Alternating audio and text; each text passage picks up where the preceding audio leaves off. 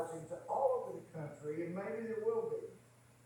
Or, sadly, the domestic enemies of our voting system and honoring our Constitution are right at 1600 Pennsylvania Avenue with their allies in Congress of the United States.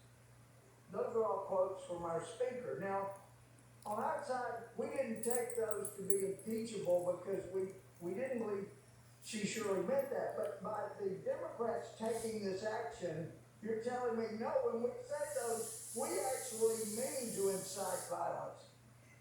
That's what this action is saying.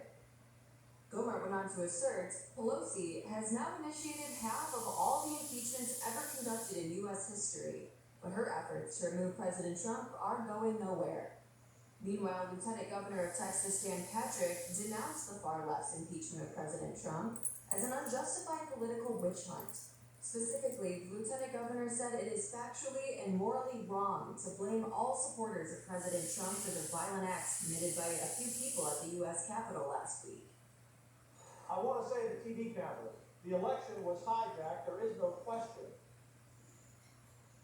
At hashtag, we must save our Constitution and our democracy and follow the facts.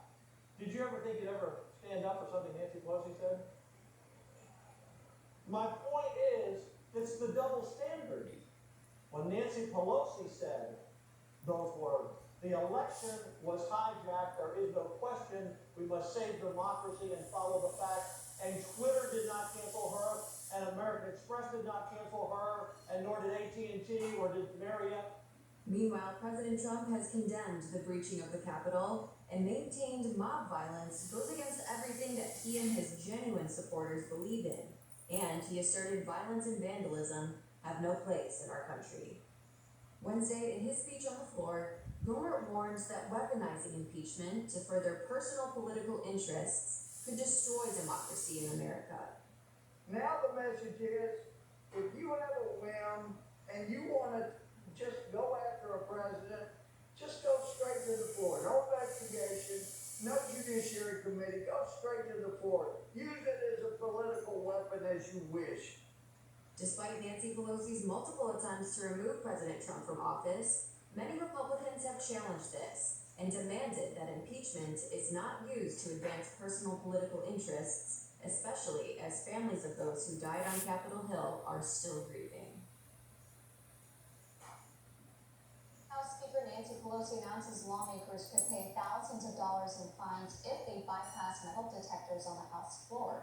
In a statement Wednesday, Pelosi called out House Republicans, accusing them of, quote, refusing to adhere to basic precautions keeping members of our congressional community, including Capitol Police, safe.